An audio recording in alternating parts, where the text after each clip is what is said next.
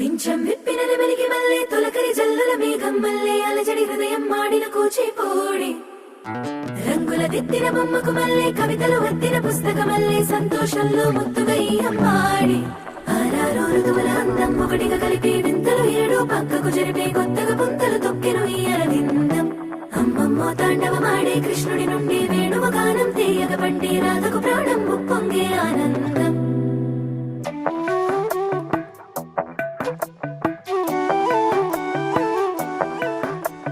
మధురము కదా ప్రతొక నడక